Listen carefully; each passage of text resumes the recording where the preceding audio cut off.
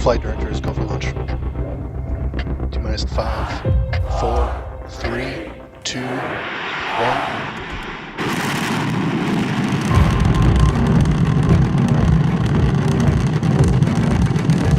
We have no time.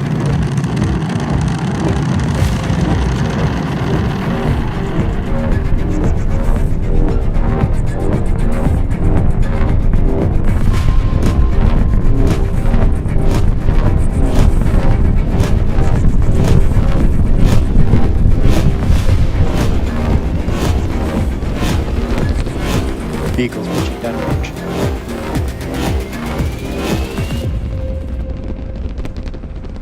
Max Q. Booster engine cut off. Stage separation. Goose back burn startup.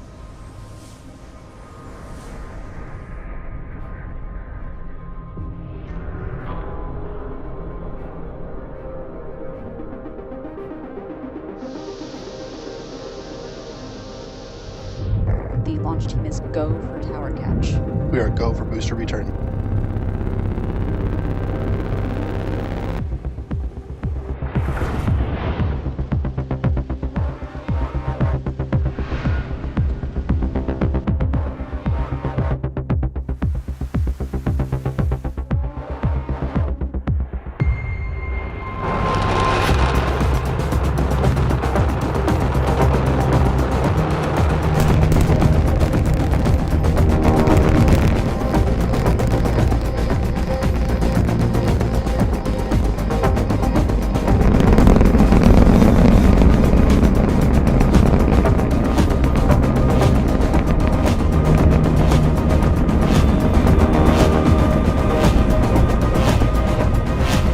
Booster landing burn shut down.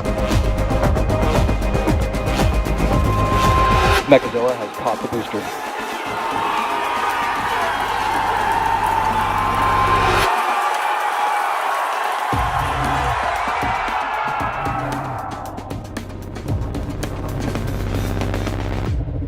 It looks like we have lost a ship.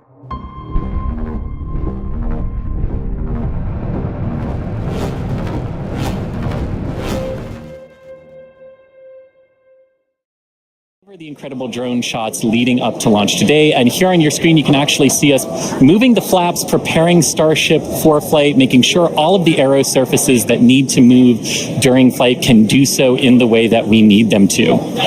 Now, on Starship itself, Starlink will enable Starship today to stream more than 120 megabits per second of real-time high-definition video and telemetry in every phase of flight, including views like you're seeing right now of those flaps moving. This not only helps provide those views, but it also helps give our engineers an incredible amount of data to help us rapidly and iterate across all parts of the system as we move through our development program. And all of the streaming data today will definitely be put to good use with the more than 30 cameras on the vehicle for flight. But providing epic views is sort of a side quest for Starlink. Its main job is obviously to provide internet access for people around the world, many of whom who have never had connectivity before. Now, today, Starlink serves more than 125 countries, territories, and other markets with over 5 million active customers and counting. And there are just so many inspiring ways that people are using Starlink all around the world and in space. And hopefully today, in a few minutes, everyone will get to see more inspiration about what our future in space looks like. And Dan and Kate, how are we looking for Starship's flight today? Thanks, Chris. We are looking forward to those views as well. In fact, we're getting ready to launch Starship in just over 8 minutes. Now, as for a couple status updates, working no major issues on the vehicle. Range is emerald green, you could say. Everything looks great in terms of the sea and airspace here in the Gulf of America, as well as in the Indian Ocean. Of course, we want to make sure both areas are clear as the ship will be splashing down in the Indian Ocean while the boosters can be coming back to us at the launch site just a couple miles behind Dan and I. Weather, you could call it a silver lining that we had to delay from Monday, because holy moly, visibility is 1,000 times better today, and it's going to make for some really great views. Now, leading up to today, we did stack the vehicle Later last night, flight controllers reported to their consoles earlier today the site was cleared and the range team was deployed. That's right. And a lot of checkouts have happened just throughout the day, aligning our guidance, navigation, control, getting all the tanks ready for prop load, which has about 4 minutes left to go. You can see us almost topping out on ship, getting ready to top out on booster. And then it also includes getting all the ground support systems checked out, ready to go. Chopsticks were demated, did their wiggle test in advance of their upcoming catch opportunity. So, as I just said, prop load's ongoing. We've got a little over about 4 minutes left until, or about 4 minutes. What's 7 minus 4? 4 minutes until we get to closeouts on ship and on booster. We did just hear that the range did pull again green. So we're not tracking any issues right now. Bottom line, things are looking great for launch at the top of our window at 5:30 p.m. Central Time. Yeah, very exciting. Now, once again, we are attempting to catch the booster at the launch tower. If that happens today, it will be the third ever booster catch. This is an aspect that I really enjoy, and it's how the vehicle announces that it is back. It lets you know. Oh, yeah. This comes in an audible sonic boom in the area around the return location, which occur when the booster slows down from traveling at supersonic speeds. Similar sonic booms were heard during the return and landing of NASA's space shuttle. Yes, sonic booms are unique to vehicles returning from space. They're kind of a hallmark of reusable systems like our Falcon 9 rocket and Falcon Heavy. General impact to those in the surrounding area is that brief thunder-like noise. I've been fortunate enough to be here for all of them so far.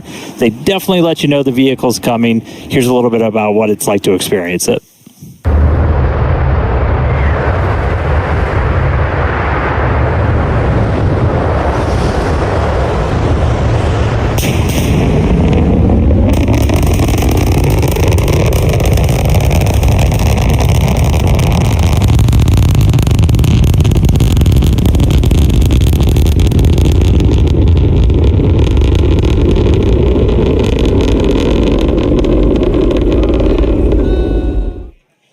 And as someone who grew up hearing those sonic booms as the shuttles landed in Florida and now hearing them for Falcon and Starship as well, they really are something to experience. And when you hear them, you just know it's a spaceship telling everyone that it wants to be reused. Great sounds.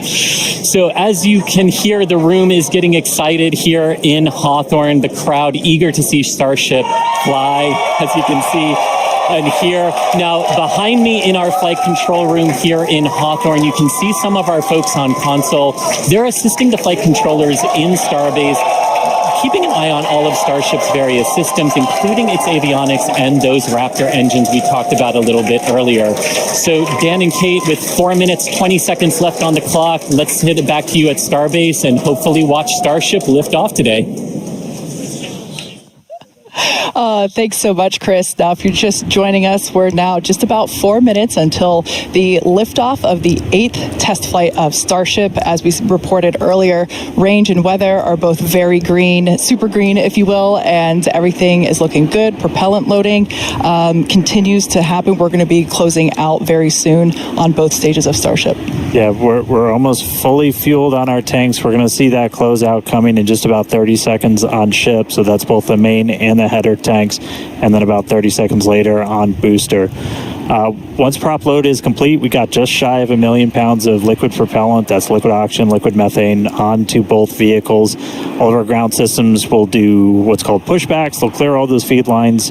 We're not continuously replenishing the propellant on board Starship or Super Heavy. That's why we essentially have several minutes where we can hang out at that T-minus 40 hold point before we start to run into issues with temperatures or just those LOX levels, or that LOX level on the booster is one of the main things that we watch.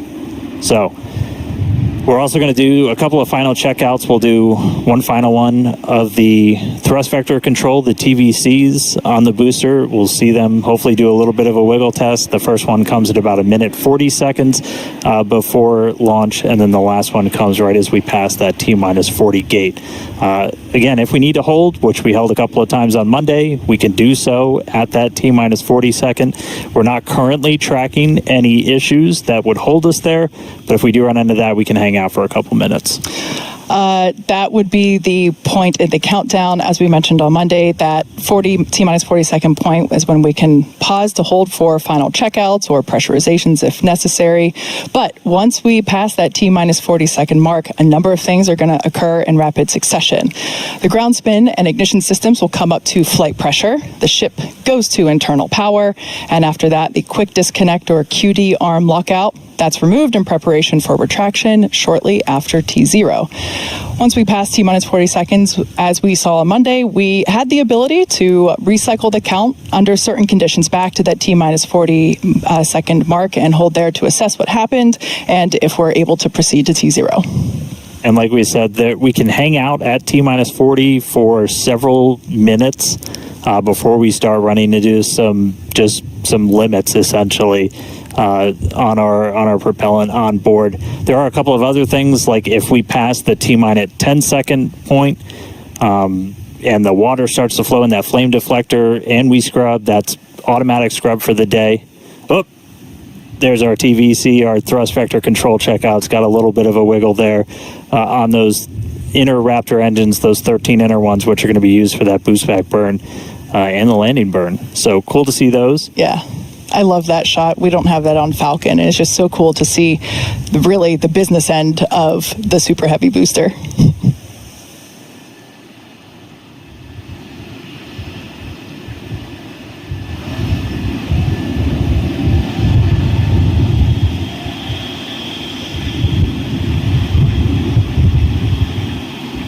Ten seconds away from that T-minus 40 hold. We'll see.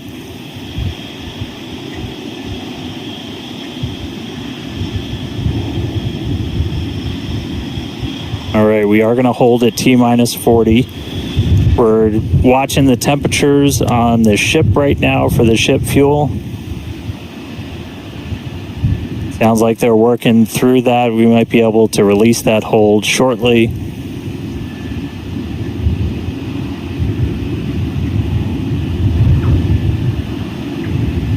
All right, sounds like we're going to be able to reset those holds, not tracking any other holds. And clock is rolling. And the clock is rolling once again. And now T-minus 30 seconds till the liftoff of the 8th flight of Starship. Our flight director, Joe Schleicher, today is go for launch. Let's listen in as he takes us through the final seconds of the count.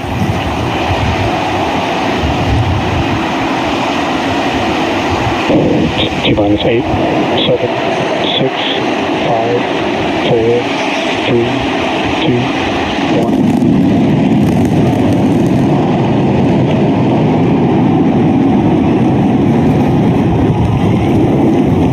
We got the vehicle pitching down range.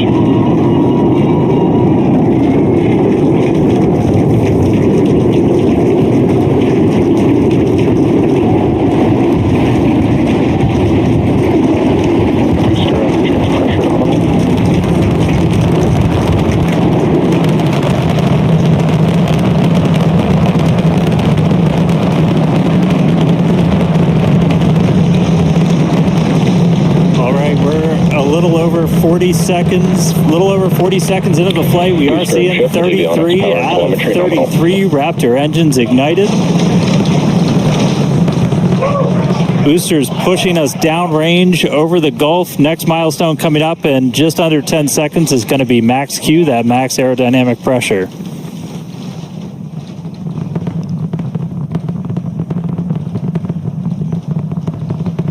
Max Q.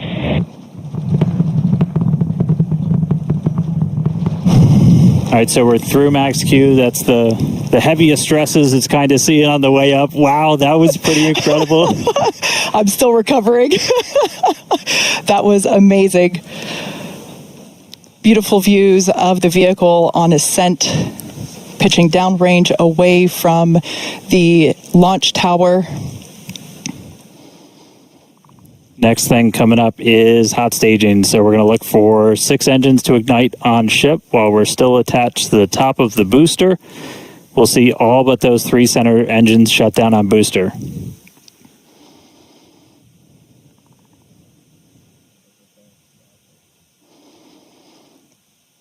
We're hearing the initial call that we are go for booster catch back here at the launch tower.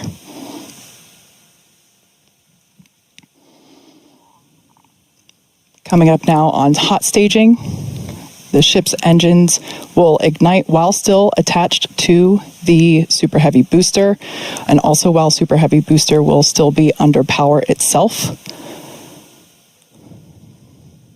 The clamps holding the two stages together are going to release, and Starship second stage engines will Booster engine cut off. Ship engine startup. Stage separation. Boost back burn startup. There we go. Ship engines, all 6 Raptors ignited. We're doing that boost back burn. Looks like we got 11 of the 13 that we command for that, so that's going to start sending the booster back. We are still go for booster return, even with 2 Raptors out during that boost back. We can do a full duration one. But looks like we got a ship, 6 engines heading into space, and then we got a booster hopefully on our way back to Starbase. How's everything going in Hawthorne, Chris? Everything is looking good. The crowd eagerly followed that ascent and now watching the booster coming back. So as you can see on the left-hand side of your screen here, that is ship continuing. And that's a great view of ship continuing on its way to space. They're looking, that's inside the camera, inside the aft skirt, looking at the Raptor vacuum and the sea level engines, the sea level ones there in the center of your screen under our T+ clock. You can see our boost back burn. We're down to 3 engines on the boost back burn. And you can see ship on the right-hand side of that telemetry with 6 engines lit, continuing its ascent to orbit, already over 100 kilometers in altitude. The booster 87 kilometers in altitude and continuing its trek right now back to the landing site and catch site. There's a shutdown, and we just heard a good call out for boost back shutdown. The next thing we should see on our screen is the separation of the hot stage from the Super Heavy booster. We jettisoned that because we do not need it for the landing, but on future iterations of the Super Heavy, that hot stage ring will be incorporated into the booster and we will get it back. But for today, you can see it on the right-hand side of your screen there, just separating off of from the right-hand side of the booster. You can also see the booster doing its liquid oxygen dump there, which is exactly what we would expect for it to do as the booster gets itself configured for the landing here. Now, meanwhile, Starship will continue to coast after it reaches orbit for about 40 minutes or so up to an altitude of 214 kilometers, but it's still got a ways to go there, currently accelerating past 7,500 kilometers per hour there in velocity. And just look at those great views of the booster coming back. The Gulf coastline there just looks absolutely gorgeous. Starship is on a nominal trajectory. And there we hear nominal trajectories all around. And Dan and Kate, we're at 5 minutes, 15 seconds here into the flight. Everything looking good for the Super Heavy and for Starship today. What's it like there at Starbase as we get ready to catch? It was incredible, Chris, to be able to see the mock diamonds with my own eyes. That was amazing. We are standing by for return of booster back to the launch tower. We have heard that we are go for the catch of the booster. Yeah, this coming from one of our long-range tracking cameras, we're able to see the hot stage separate and fly away. So coming up in just about 30 seconds, we're going to look for the landing burn. We're going to command those 13 inner and middle ring engines to turn on. 13 initially, they bleed off all of that velocity as we're slowing down from supersonic speeds, eventually moding down to only 3 engines for that precision flight into the tower. Right now, booster using its 4 hypersonic grid fins to help guide itself through this atmospheric entry back for its precision landing at the launch site. Once again, we're going to ignite first the center 13 engines. We should see that coming up here momentarily. Engines in startup. This is going to come down to 3 engines as the booster slows down for its landing. And we just heard the sonic boom.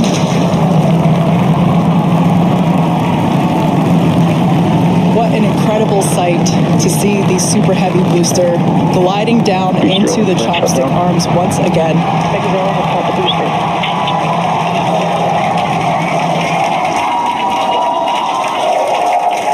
Stuck the landing. Wow. That will never get old. All right. We saw 12 out of 13 light for that landing burn. Booster still able to make its way with that final precision burn on the 3 engines in for the tower catch. So Booster caught. Meanwhile, keeping an eye on ship. Still got 6 Raptors burning. Those are going to continue for about another minute until we'll get to the Starship engine cutoff. Really cool view. Again, a million shout outs to all of our avionics team who make these cameras possible for us. That's looking right down inside essentially the skirt area of ship, where you can see a pretty good view of all 6 Raptors, especially those 3 inner ones, one of which we're going to hopefully relight a little bit later. And we just saw some engines go out. It looks like we are losing attitude control of the ship.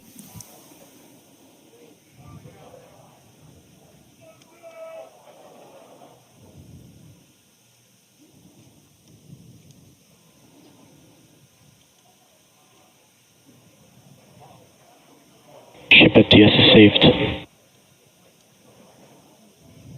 So we're still getting video down from the ship. You can see we've lost several engines and we've lost attitude control of the vehicle.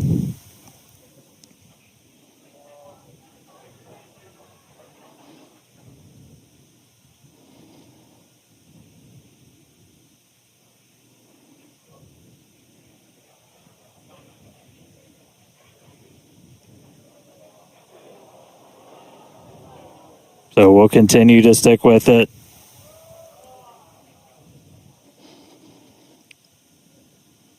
For those of you that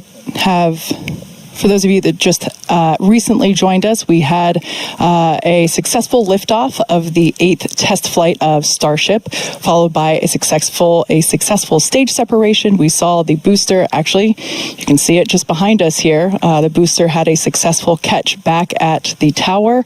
Unfortunately, it seems as though we lost the attitude control of the ship. We are standing by as we listen in with the teams on the nets to understand what information we're able to provide you. We will provide that as soon as we are able, but it's pretty incredible to take a moment and see the booster just behind us. Certainly a different view than last time. And at this point, we've essentially lost contact with the ship. We're no longer receiving telemetry at this moment. So we were only about 20 seconds away or so from the end of that ship ascent burn. We saw several of the engines start to cut out. Once you lose enough of those center engines, you're going to lose attitude control. And so we did see the ship start to go into a spin. And at this point, we have lost contact with the ship. So we're going to listen in for a little bit. I think it's pretty obvious we're not going to continue the rest of the mission today, but just give us a couple more minutes. We'll bring you more information as it comes in.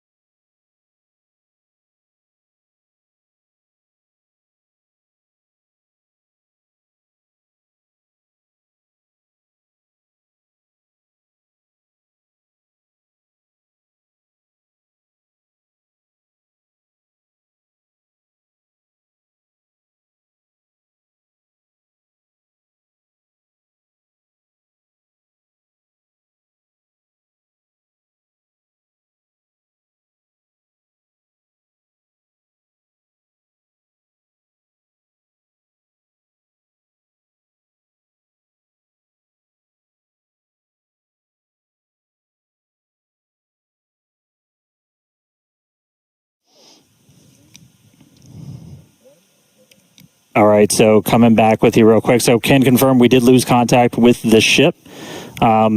Unfortunately, this happened last time too, so we've got some practice at this now. We've got a lot of measures in place, like debris response areas where we coordinate very closely with air traffic control. We have a lot of measures put before we ever launch a rocket to make sure that we're keeping the public safe. Those worked last time, and they're actively in work right now. So just to recap real quick, everything we saw, we lifted off right at the top of our window, essentially at 5:30 p.m. Central Time. Booster was able to get us all the way up into space, made its way back here. It's sitting on the tower right behind us, our third ever catch.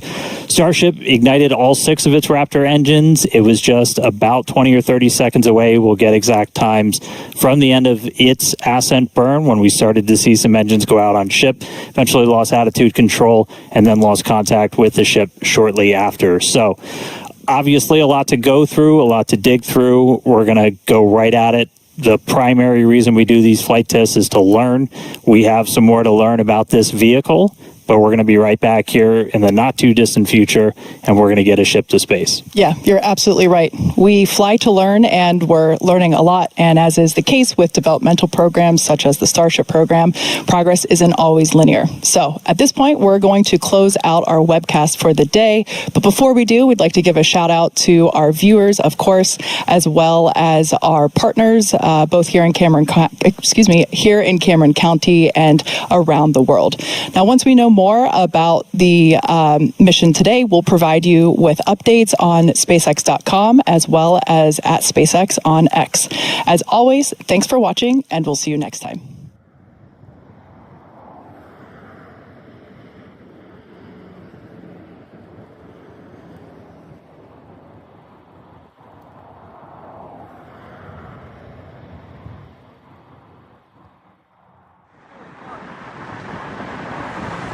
Rest in peace, Ship 34.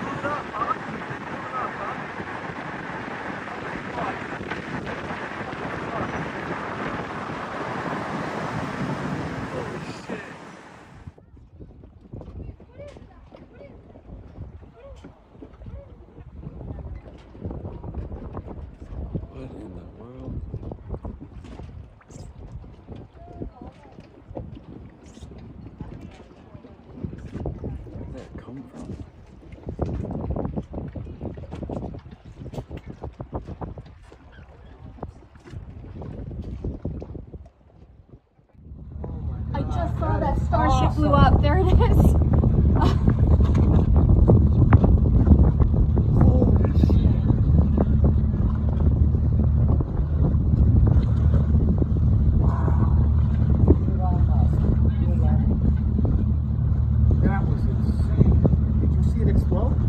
I saw that it just did. Like my phone was blowing up. I didn't know that it